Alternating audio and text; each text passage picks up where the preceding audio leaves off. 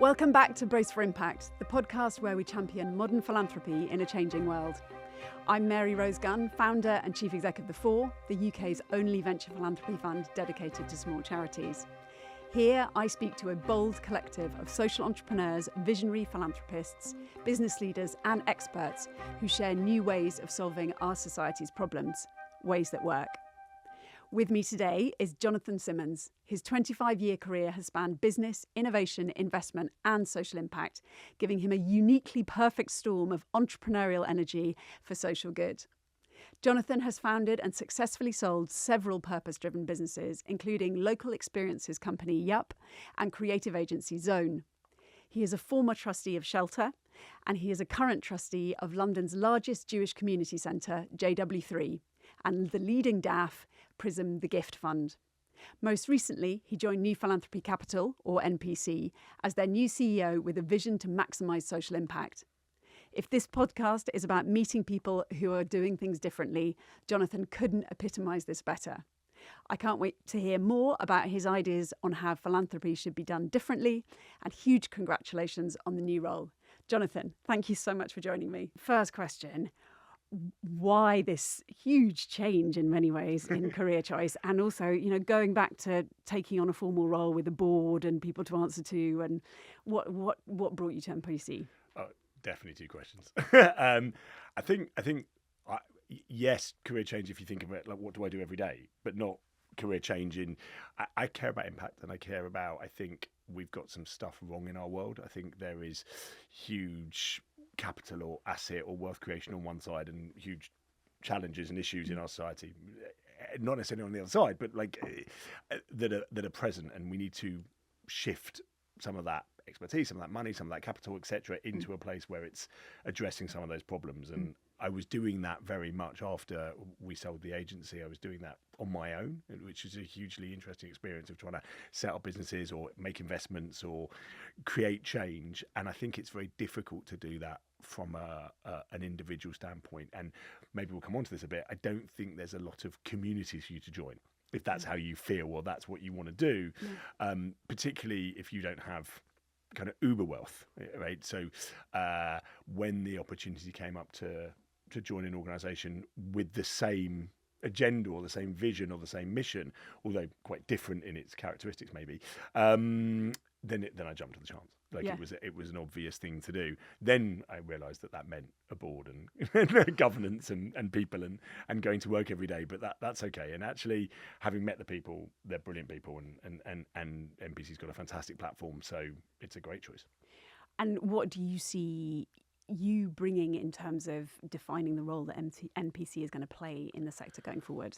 Because for those of the people who are listening who don't really know what New Philanthropy Capital does, do you want to explain a bit more? Well, yeah, I think I can explain maybe why we existed, but also what we do now, and maybe a little bit about I think what we're trying to do. But I don't think that the why has changed enormously.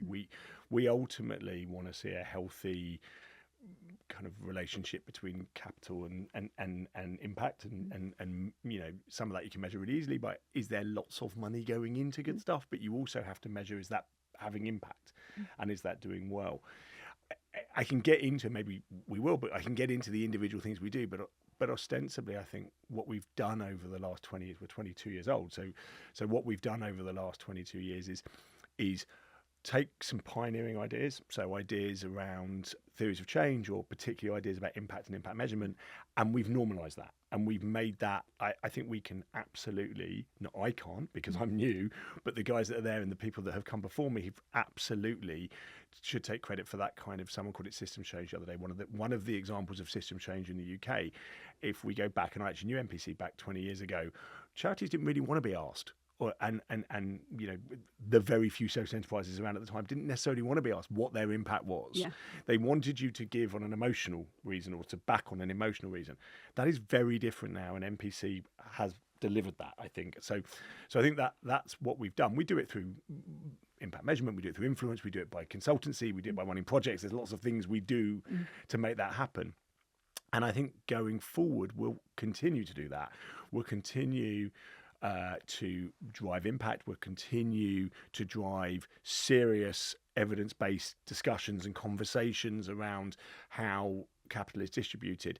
But I think we're also looking, and what's exciting for me, we're looking for the gaps where an organisation that isn't trying to make money, isn't trying to, it has the benefits of being a charity, and where we can help in this massive impact sector, which I'm sure we'll come on and talk about, but going forward, and I think that's, well, hopefully that explains. Yeah. I think, you're absolutely right. I've been in this sector for 18 years, I think now it is, terrifyingly. And the idea of impact and what change are charities actually making on the ground in terms of how it's affecting people is something that has come so far in that time. And definitely sometimes it can be pushed, and particularly by funders, in not necessarily the most productive of ways, but it's better than not being pushed at all. And that's the sort of ironing out the wrinkles, I would say, rather than anything else. And NPC has been at the vanguard of that since it was founded. So yeah, it's fantastic.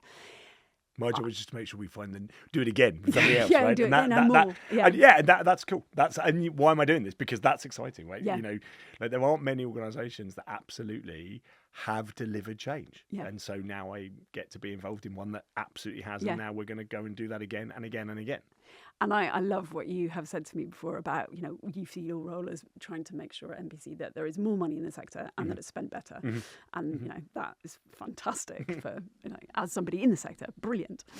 I know that you feel like there is something that is missing in this industry in a way that isn't often missing in other sort of, this sector isn't new at all, but in other new industries, these organisations grow up really fast, and they haven't. And that's the sort of market builder function. Why do you think that is? And what more can we do to change that? And what value do those organisations bring? Because I think possibly they don't exist so much in this sector because people don't want to fund them. So I think the first question is I'm going to write down to this, but I think the first question is the sector, right? And I think we need to have a think about what that means. I think that when NPC came around in 2002, that was a relatively simple conversation of charities and philanthropists at a time where there was a kind of a model of I can earn my money doing kind of commercial in business, and then I will be a philanthropist and then I will give it away. And that was absolutely, I think we're in a very different time, and I think we're in a different time. I think capital thinks differently. I don't think it thinks like I can earn it one way and give it away. But I also think that the kind of people that are doing having impact and making change happen aren't necessarily charities. So I think the first thing we need to do is talk about this in a much broader sense of a sector.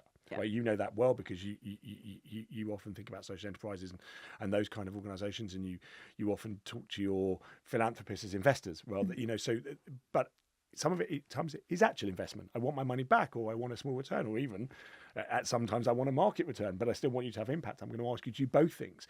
And then at the other end, I think there are charities absolutely might be the right answer to a social issue, or but equally a business might be that issue. I've spent a lot of time in the last few years working on the ground in places around East London, and you see that there are businesses that do real good.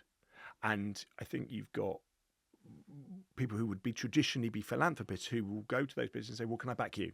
Because actually I can see, partly because of the impact conversation, they will go where the impact's happening, not the structure. So I think the first is we have to redefine what that market is. I think that's quite a big challenge. I think people are quite comfortable going, it's a charity sector, or I'm in the impact investment sector, or I'm in the catalytic capital sector. And actually I think, I'm a philanthropist or I'm a social lender. And I actually think we just need to stop all that and talk about the impact sector. And when you talk about that sector, it gets you start talking about very big numbers, hundreds potentially. I think, and we're doing this work about 200+ billion pounds a year, right, being spent on intentionally trying to do good and trying to have an impact. And so then I don't think everyone necessarily would be comfortable with the language of calling it a market. I'm very comfortable calling it a market. anywhere else in our world where you see markets of that size, sectors of that size, of course you see market makers. You see, well, you can call them aggregators, you can call them intermediaries, you can call them market makers. The key here is I do think they exist, and I think they are increasingly existing. So you're seeing a lot of advisory services popping up. You're seeing some of the big consultancies definitely offering services in this space. So I don't necessarily agree there aren't a lot of market makers. Where I think there's a challenge is what are the values of those market makers?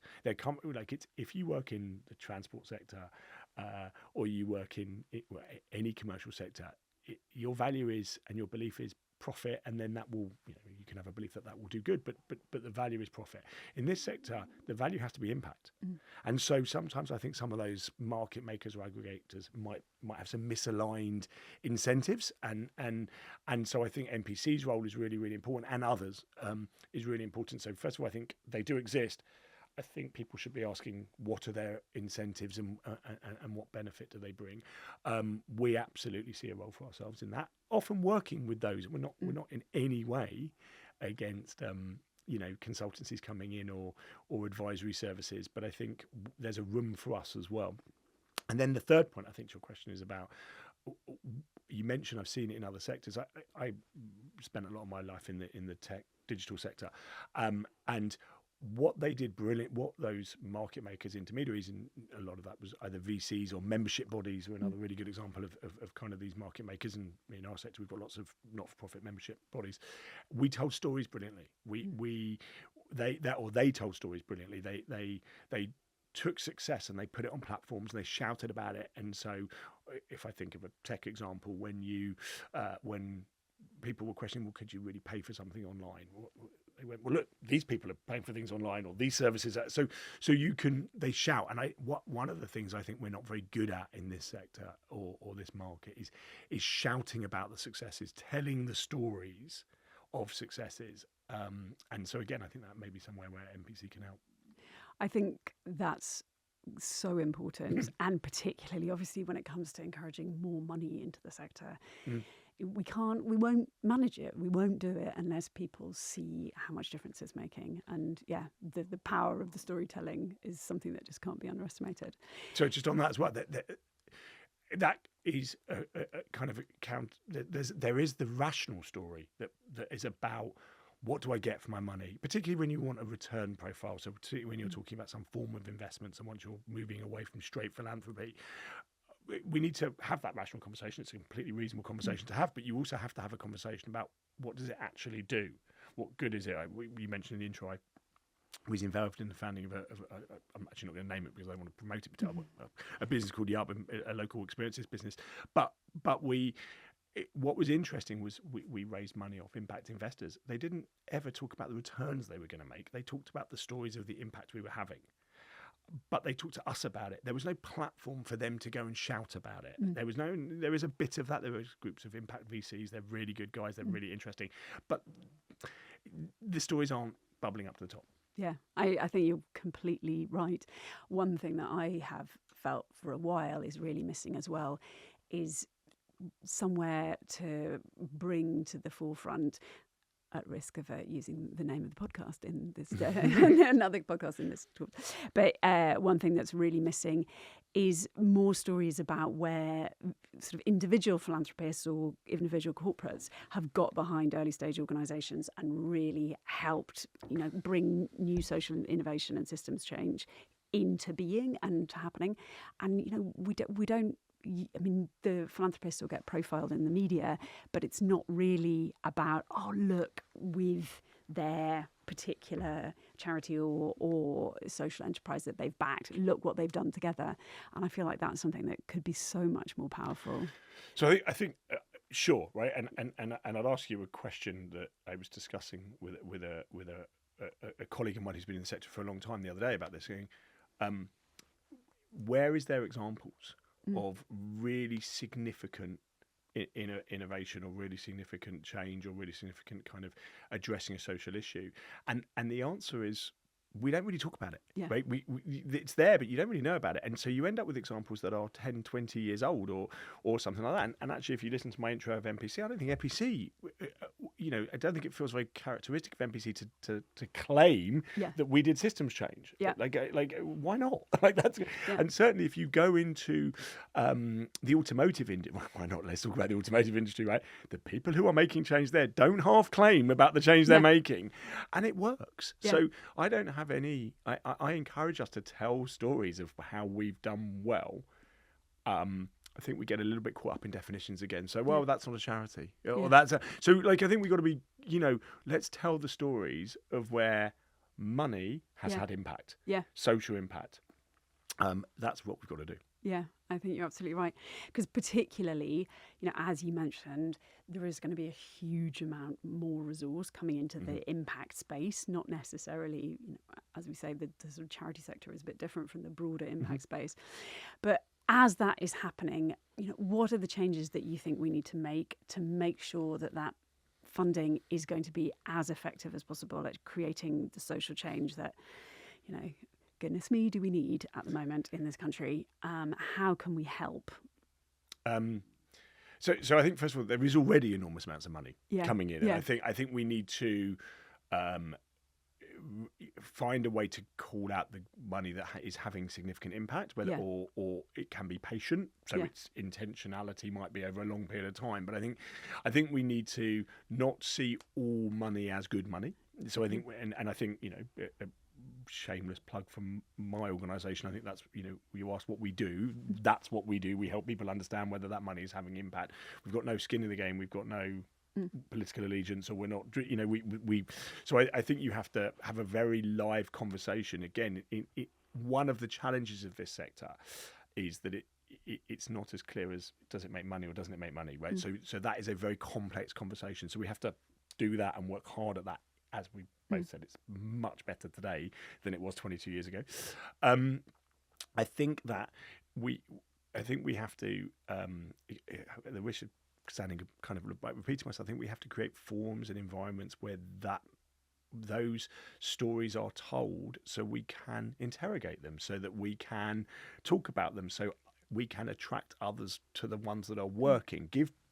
If you do something, if you either, and I want to deliberately say both because I think they're really valuable, if you decide to give, let's pick a random number, £250,000 through whatever mechanism to a philanthropically, or you choose to invest £250,000, but with the intention of impact first, right? If you do those two things and that is successful, where do you tell that story? Where are you interrogated about it? Where are you celebrated for it? Where are you?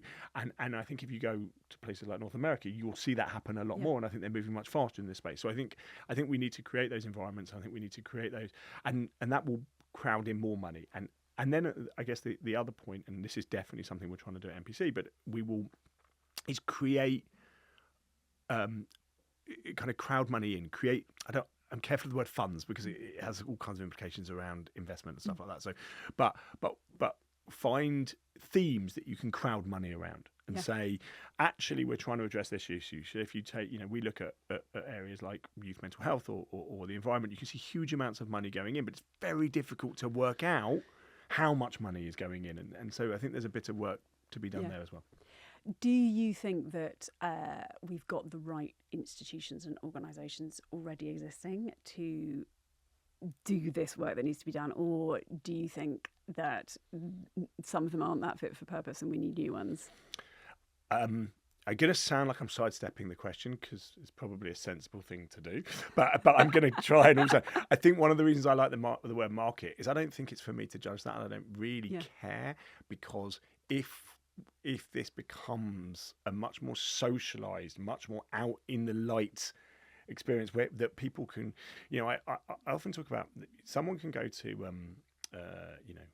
it's always dinner, isn't it? Like you always sit down, they can go to sit in the playground watching their kids in the park or whatever, right? People often talk about their charity, and they often talk about their kind of pensions or their investment or it's the middle ground. If we can get people talking about their everything they do, their volunteering or their impact for their work or their impact first investments and their charity and all that kind of things. If we can start to get these conversations out in the open, then they will also talk about the organisations that are helping them, and they'll also talk about the ways they found it easier to do things, and those organisations will rise to the top. And like in any market, and the ones that are not very good at what they do or are not helping those people, then I think they will be less. They will fall away. And I think that there is definitely, like any market, there is constantly a need for natural rate of attrition. Exactly. Yeah, absolutely.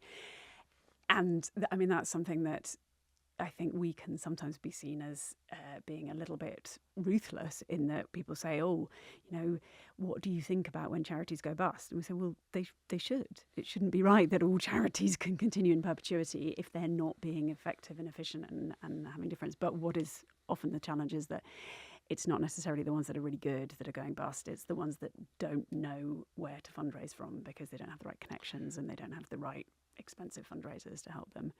But I think there's a point about language there, which is there's also got to be a category of charities that have done their job. Yeah. Right. So I think that's a really important. I think nobody wants to. No trustee wants to be a trustee of a charity that's gone bust. Yeah. Right. One of the reasons I think charities, social enterprises. I want you'll hear me do this all the time. I don't want to ever just talk about one group because I kind of said at the beginning I don't think that's the way to do it, right? But I think that that any of these organisations, right? Nobody wants to be on the board. Nobody wants to be the chief exec. Nobody wants to be on the board a trustee of something that goes bust. So we have to also think. But often they go bust because they've done the original thing they were supposed to do, but then people have stopped funding them because they haven't really got an ask anymore. So they just kind of slowly, and we should be proud of saying, job done. Yeah. Right? That is an okay thing to do. I think you're so you make such a good point there, because people, it seems so reluctant to say, look, let's make a graceful exit. This has done what it was supposed to do, or we've done enough of what we were supposed to do, and now it's time to like gently tie things up in neat bows and leave it be, because there are other people that are doing the next phase of the change that is needed. Or even the thing that we thought was the right way of doing. Look, the world is changing really, really fast. So the thing that we thought was the right way to do that, because I saw this a lot in the digital age, people defending pre-digital models. Right, and they would defend them all for loads and loads of reasons, but ostensibly they were defending them because it meant people would lose their jobs. It meant people that, but sometimes go, do you know what? That didn't work. Yeah. But so what we want to do is tell all our funders to go over there, because in learning this one didn't work, we found out about this one over there that did work. Yeah. So it's a. And that's why I like markets, because that's what markets do, right? They do it naturally, and so we shouldn't be scared of it. What we should be conscious of, and you kind of mentioned this, is that more money is going in, right? So I want a healthy sector. I want a healthy, but healthy also means, like rainforests and all those kind of wonderful ecosystems, some things don't survive. Yeah, and that's okay. Because would you call this is specifically about charities, but would you call the charity market that healthy at the moment? Because if you look at the top 30 charities, they've been the top 30 for the last 30 years. I don't know whether you set me up for that, but first of all, I am absolutely not a commentator of the charity sector. I don't know, right, is the answer, right? I ran a business that worked exclusively in the charity sector 15 years ago, right? So I really, and I've been a trustee of, I certainly, maybe we're going to, I certainly have some challenges around the governance structure around charities and stuff like that. But aside from that, I don't know. And actually the opposite, the charities that I work with and have the privilege of working with do amazing work. And so, I absolutely wouldn't say that. But you make a very interesting point, which is that, when I was in the digital transformation world, we did that exercise you just said a lot, right? Which was you'd pick an industry. For the sake of this, let's talk about housing sales, which is an industry I was involved in. We worked with Barratt Homes, and we'd put up these are the organisations that existed 20 years ago. These are the organisations that exist today, and you would see changes. And it didn't matter whether you talked about computing or you talked about transport or you talked about energy. You would see difference. You do not see that in the charity sector. I think that is something the charity sector should think long and hard about. But we've got to stop seeing it in this like it's like talking about the car industry, but only talking about the family cars, right? Like, it's just a bigger set. It's bigger. It's like, what is the charity? Like, like the people who are giving money are or have the intention of impact, not to fund the charity sector. Yeah. They just want to have impact, and we've got to be constantly open about how that impact happens. Yeah. Because the trust and foundation, the traditional trust and foundation world, they are not necessarily set up and have ended up in a position where they're not necessarily set up, I would argue, for impact, although often they sort of say they are, because they're not really investing, they're often buying outcomes. How much do you have to do with the kind of trust and foundation world and the way it operates? Increasingly a lot, like increasingly. I think it's really complex. I think that I meet incredible leaders in this, and I'm not having conversations where I'm going, oh, have you thought about this or that, or and they go, no, like they absolutely have, and like I keep meeting brilliant trusts and foundations. I think there are some perceived issues and cultural issues within trusts and foundations that where people might kind of, they find it hard, and governance finds it hard to make certain decisions. And but I think they're definitely on the journey to be thinking about the question of how can we have the most impact. Yeah. Now they've gone through the journey of, does this have impact? First comes the first bit, which is why it's natural for NPC to go into a place that says, how can we have the most impact, right? Because we've kind of done the bit that says, measure your impact. So I wouldn't hold out trusts and foundations as particularly different to any other part of this world, but I do think I think sometimes there are perceptions of legal issues that probably aren't actually legal issues, and there's I was saying this to someone the other day. Someone said to me, they were referring to trusts and foundations, and they said there's a trickle, and I said until it becomes a flood. I don't think often in these floods happen, right? Like, and it can start as a trickle. So I see a lot of good signs. Yeah. There's some really brilliant people, and actually there's been quite a change of leadership in trusts and foundations over the last kind of couple of years. So these are brilliant organisations. One of the things they are doing, and I think that's absolutely brilliant, I put a massive shout out to this, is they are looking at both the endowment and the distribution. Yeah, that's a huge change that's happened in the last 10 years, and it's massive very because exciting. That's huge money. Yeah, there. There's enormous resource there. Totally changing the subject, but we are seeing a lot at the moment that there's a huge influx into the sector of people who are on, I mean, you're possibly an example of this, people who are sort of moving into slightly like second phase of their careers, and they are looking to use all of the skills that they have built up in their first career, refocus them to create a bit more social purpose. How can we make sure, do you think, that really works? Because I think that sometimes the sort of meeting point can be not hugely positive. I mean, there are a lot of people who used to work in finance in social investment, and some of the products that have been designed, would have been right for a £50 million loan, but maybe for a £50,000 loan, then a little bit complicated for a small social enterprise. How can we make sure, do you think, that all of that incredibly positive energy and knowledge and expertise is fitting as productively as possible with the needs of the kind of broader impact social space where everyone's trying to do good? Because I think sometimes there can be quite a lot of distrust between, and it's a real shame. So I'm going to try and make in my head this sounds simple, but I think it probably is quite complicated. But I think if you buy the trend that businesses are becoming more impact led, and they are becoming more impact led because the staff inside them and the ownership and the leadership are becoming more conscious of the impact they're having, then I don't recognise that they're not already impact thinking people, right? So I think in the same way, so I think I absolutely, this view is prevalent, right? So I'm not dismissing your premise, but when you go into charities, I don't see, or I just did it, right? When you go into impact organisations, I don't see non-commercial environments anymore. I may have done 20 years ago, but I don't now.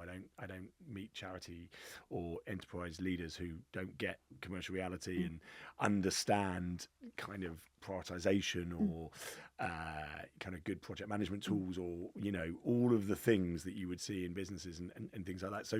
So I think the thing we have to do is stop seeing. I think what we're seeing is a blurring of the lines of impact first or business first. And I think we are seeing the emergence of people who feel very comfortable holding both commerciality and impact in their hands at the same time. So I think that's the first thing. I think the point you make about people who understand £50 million products working on £50,000 products, I just think that's just bonkers, right? I mean you can't do that, right? You like, and I think there is I definitely still see we've got a financial problem in this startup, so we go and get some trustees, and we get excited because we've got a trustee from, I won't name it, but from X bank or X consultancy. Well, that, like, they'd have no idea what to do in that 3-person social enterprise. And one of the problems of our governance model is they have huge amounts of power when they come in and sit around that table. And I think that is a real issue. And I think we need to empower the impact side to be able to say, no, I don't need your help. I don't want your help. Your advice is not the kind of advice I need. But whilst it's a voluntary model, that's very difficult to do. I mean, it's so pertinent to. I mean, I run a charity, which is sort of a social enterprise, really, I suppose. But and I have the most amazing expertise that is on my board, and it's taken me a while to have the confidence to say, that's a really interesting perspective, but I don't think it's right for us because the context is different, and it is largely, I think, me that didn't have the confidence because I was so grateful to the giving of the skills on a volunteer basis that you feel like you can't, and I don't have as much exposure, obviously, to the commercial world. You feel sometimes a bit starstruck by commercial expertise and like it must always be right. Yeah, I mean, I won't name it because it may be an embarrassment, but a mentor of mine in the past basically stood up in front of a very large symposium of finance people and said, I'm in the deliberately not-for-profit business, right? So I just thought, you're so bold, that's brilliant, right? Like I just don't I'm like, it just doesn't, it's horses for courses. It's not like brands for like, and I just thought of something as we were talking about it. So you could go down to, I don't know, we're in King's Cross, so let's say King's Cross, right? You could go to King's Cross and you could find a local charity, and you could find a local hairdresser, right? Both of them in their way supporting mental health on the streets in King's Cross. The local charity will have a governance structure. They'll have some trustees, right? Volunteers that help govern them. The local hairdresser will just not. They won't have a board. They won't. So, like, I just think, again, we just need to kind of ask the question. I guess what I think our job is in a lot of time, just really asking questions of just because this is the way it's always been done, should we still be doing it that way? And I do think this sector is not very good at doing that. I think we are. I think maybe that's the point about not changing. Like, I think we're not very good at just going, well, that doesn't seem like a very sensible way to do things anymore. What we actually do is moan about it a lot. I know. I think you're spot on there, and it's not. I mean, we're a disruptor in many ways, and it's not. Congratulations for that. Thank you. But it's not. And it's it works. Not easy. Like, what you do works. Yeah. And yet you find it difficult. My turn to ask you. You find it difficult to tell your story. Yeah. Yeah. But if you were VC backed and had the commercial success in terms of, if your impact success was matched by commercial success, and you were backed by a VC, they would shout about you so loud. Jonathan, I can't believe I've got to do this because there's so many more questions I want to ask you, and I feel like we could talk for hours. But thank you so much for joining me. It's really exciting that you are now in this sector. I can't wait to work alongside you. And it's so wonderful to have people leading some of the kind of institutional organisations, which is what I see NPC as being in this world, who have got such a fresh vision and such a really exciting kind of can-do attitude. So I can't wait to work alongside you. And yeah, thanks so much for sharing all of you shared. So thank you everyone for listening. It's been really great to have you with us. If you enjoyed the episode and would like to hear more about philanthropy and social impact, please do follow, share and subscribe to the Brace for Impact podcast on all the major podcasting platforms, or watch the video on our website, the4.org. See you next time.